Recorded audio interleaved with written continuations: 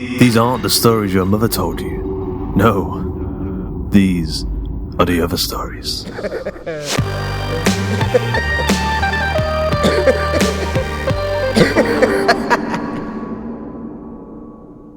Today's episode of The Other Stories is How to Brew a Perfect Cup of Tea, written by Cassandra Darkus and narrated by Georgia Cook.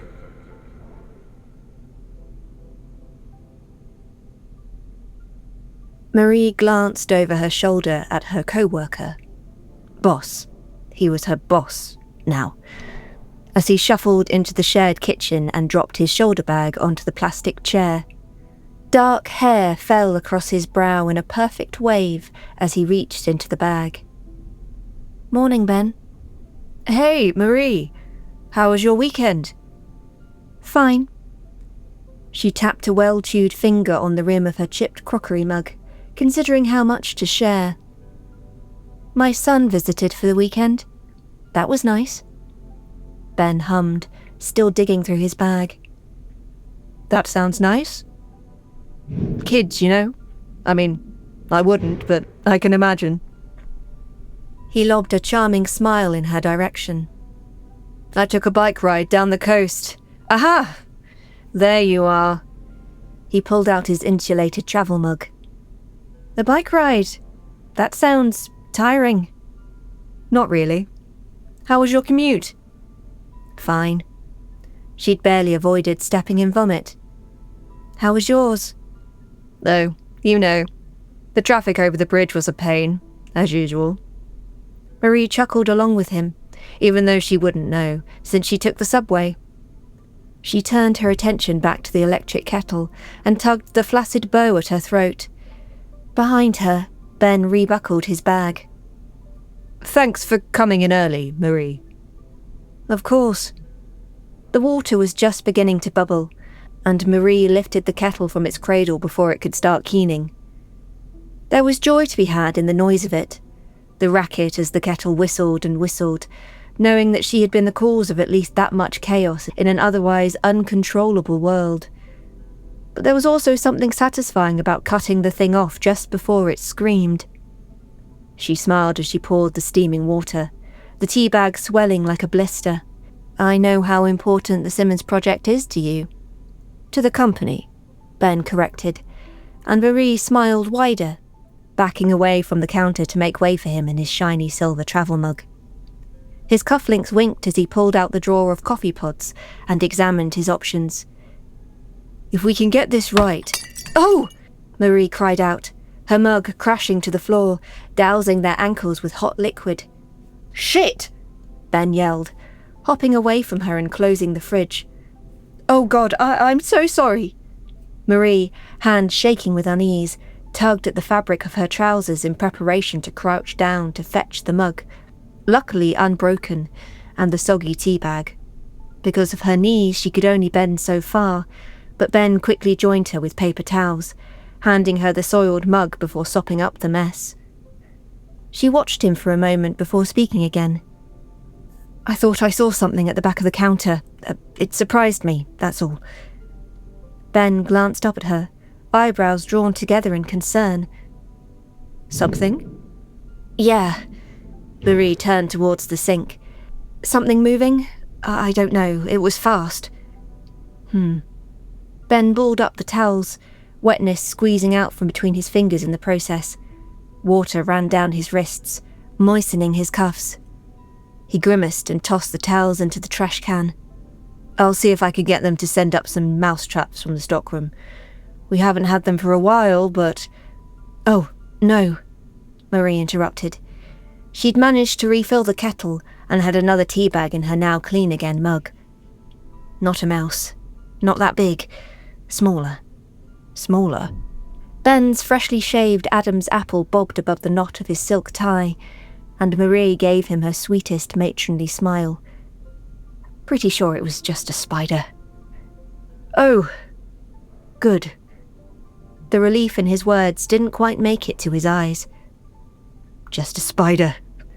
Ben returned to the coffee pod drawer and made his selection, while Marie concentrated on the kettle.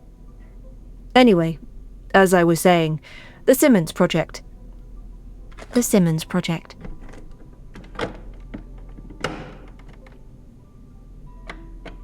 Ben opened the Keurig and popped in the pod. A new project with an existing client is an opportunity to start fresh, with the ease that comes from familiarity. I've been thinking about that too, Marie said. And with the recent reorganisation, we're in a good position to really focus on our strengths. Exactly. Ben smiled down at Marie. He was relaxed, in his element. Leaning forward, he continued quietly, even though they were the only people in the entire office. Look, I just want to get this out of the way. I know that I only got the promotion over you because... Marie jumped backwards and screamed. What? Ben shouted. What? More! She pointed at the dark shadows behind the microwave. 2! 2? Spiders! Gathering herself, Marie lunged forward and smacked at the top of the black box. Hard. Twice. Hopefully that will scare them away? She took in Ben's expression, eyes wide and mouth slack. Are you okay? I don't... Ben turned his head. As if he angled his head just right, he could peer behind the microwave and the boxes of sweeteners and plastic silverware that lined the back of the counter and see if anything was there. He paused for just a little too long, and Marie tilted her head. You don't what, Ben? His eyes slid to meet hers, cleared, and he straightened up, towering above her once more. I don't like spiders, that's all. Marie wrinkled her nose. They're not my favourite either. Too many legs. Ben's answered laugh sounded just a bit forced. Too many legs. Yeah. And you know, the little ones I don't mind so much, but the big ones? What are they called? Huntsman spiders with the long legs? Marie held out her hand, palm down, and wiggled her fingers. Those ones really freak me out. Yeah, me too, Ben said. Did you hear there was an infestation of huntsman spiders at a preschool over in Cloverdale? They had to relocate all the little kids for a week so they could spray everything with poison. Marie mimed pointing an aerosol can in front of her, not quite aimed at Ben's face. Ben shuddered. I don't like any spiders, not even a bit. Oh, yeah? Marie eyed the clear side of the kettle, through which she could see the water just beginning to bubble. Why not? I had, His eyes flicked back to the microwave. An experience when I was a kid. Marie nodded. Oh, yeah. I found one in my shoe once. Couldn't get my foot in, so I pulled it out, and there it was, a great big thing sitting on my sock. Freaky, huh? I always make sure to check my boots now. Ben's face twisted in discomfort, and he ran a hand through his hair, mussing the wave. It was actually a nest. On the slide. I was 3. He shuddered again. Marie tutted in sympathy. Well, that doesn't sound like... Fuck! She lunged forward, practically throwing herself into Ben, and stomped where the edge of the fridge met the foot of the cabinet. Fucking spiders! Pardon my language. Ben flinched, apparently not caring about Marie's vulgarity, wrapped his arms around himself and hopped up on one leg. Under the fridge! High-pitched and frantic. Marie thought he might cry. Yes! Can't you see them? All those legs! I'm not sure. Ben squinted into the shadow under the fridge. Maybe Mama Huntsman laid eggs under there. Marie's statement transformed into a giggle, joined by the kettle in an uneasy harmony. It was only broken when Ben lifted the kettle and poured the water into Marie's waiting mug, leaving the wet chug of the Keurig the only noise in the room. The spiders were silent. His hand was shaking, but he managed not to spill. I'm sorry, Marie finally said, wiping tears off her cheeks with both hands. That was a mean joke. And I'm not sure why a couple of spiders are bothering me so much. After all, they're just spiders. Exactly. Still shaking, Ben pulled his silver mug out from under the coffee spout and gazed down into the cup. Exactly. Just spiders. They're just spiders. He murmured, "Just spiders," a couple more times into his cup, while Marie ripped open one of the yellow packets and stirred it into her tea. By the time she tossed out the tea bag, Ben was smiling again, if a bit pallid. Marie held up her mug.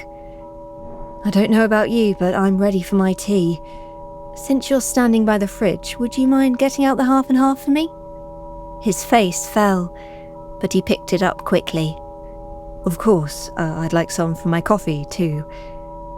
As Ben timidly took hold of the fridge door, Marie shrieked and smacked her empty hand down onto the counter hard enough to make it sting, knocking over the box of yellow sweetener packets in the process, which streaked over the grey plastic laminate of the counter and onto the grey plastic laminate of the floor.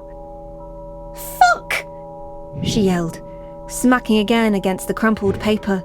"Another one!" Ben jumped away from the fridge, hot coffee splashing from the tightly gripped mug to mar the crisp white cotton of his dress shirt. He landed with his legs and arms bent, in a slight crouch. If not for his wool trousers and the gleaming leather of his shoes, he might have been mistaken for someone awaiting the crack of a starting pistol. His eyes bugged, knuckles white, red knot crooked against his throat. A few strands of hair stuck to the sheen of sweat on his forehead. "Sorry, they came out from under the microwave." Marie pushed the packets into a pile while she listened to Ben panting beside her. "Maybe there's another nest under there. I understand that spiders will lay eggs in any dark places they can find. Anyway," she sighed and tucked a bit of grey frizz back behind her ear. "You were saying?" Ben remained crouching and staring at the countertop, eyes slightly out of focus. The hot coffee on his arm didn't even make him flinch, but he heard her. He responded in a whisper. "I was saying." "You were saying? About?" He paused, thinking so hard Marie could practically see the gears shifting between his ears. "About spiders?" "About the promotion?" She cupped the mug in both hands. It was still a little too hot. "The promotion. Right." Ben straightened and took a deep breath, his hair a mess, tie crooked. He seemed to have forgotten about getting into the fridge, but Marie didn't mind. "What about the promotion?" "I didn't get it," Marie said. "And you did?" "Oh, right." "Why?" "Because..." Marie batted one of the yellow packets, and Ben's eyes flitted towards the movement. "Because, Mr. Templeton thinks you're too emotional." "Too emotional?" she echoed. "Your boss thinks I'm too emotional. Do you agree?" Ben replied slowly. "Sometimes, in meetings, you do get a bit..." Marie glanced down at the floor and screamed. "Oh my god! Oh my god! Spiders everywhere!" Ben screamed too, blood-curdling and surprisingly high, considering the depths of his speaking voice. Marie stomped her feet and in her excitement pulled boxes off the counter. Disposable cutlery and packets of variant colours scattered across the floor, and Marie stomped and screamed, and Ben stomped and screamed with her. "Spiders!" Tears rolled down his cheeks. He kicked and yelled and backed up until he hit the wall. His insulated mug went flying, leaving brown streaks across the wall and the floor, but he just stomped and screamed some more. "Spiders! So many spiders everywhere! I hate spiders!" Ben didn't notice Marie as she took her mug and exited the shared kitchen. Across the office, the elevator dinged, announcing some other early arrivals, including, as usual, the director of the company. "Good morning, Mr. Templeton." Marie greeted the distinguished man, only a few years older than her, as the doors slid over and he walked out. Ben's cries echoed down the hall behind her. He stared over her shoulder, a question in his keen blue eyes. Good morning, Miss Dennis. Is everything all right? She leaned in, a wrinkle of concern across her forehead. Ben seems to be having a bit of trouble. Ben Perkins. His eyes widened as another shriek surged from the kitchen. Yes, I'm afraid. She lowered her voice. I'm afraid he's having some kind of breakdown. Mr. Templeton frowned and strode towards the kitchen, to where Ben was still sobbing, with an occasional shout of, "Spiders!" Marie knew Ben didn't like spiders. At the most recent office event, held at a nearby park, there'd been an orb weaver up in the corner of the picnic shelter. Even though it was feet off the ground and there was no way it would be coming down, Ben had refused to come under, and someone else had been tasked to bring him coleslaw and potato salad. Oh yes, Marie knew Ben didn't like spiders. She cradled the mug in her hand. It was warm, but not too warm. She took a sip. It was perfect. Just perfect.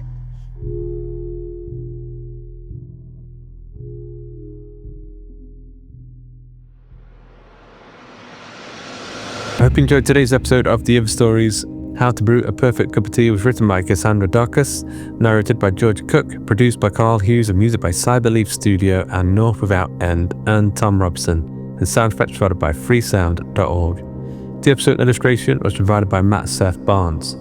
Dr. Boucher is our story programmer, Jasmine Arch manages our community, Mary Pastrano helps orchestrate the chaos, and the show will collapse into static and screams without the ongoing work of Karl Hughes, Georgia Triantafyllopoulou, and James Barnett, aka Jimmy Horrors.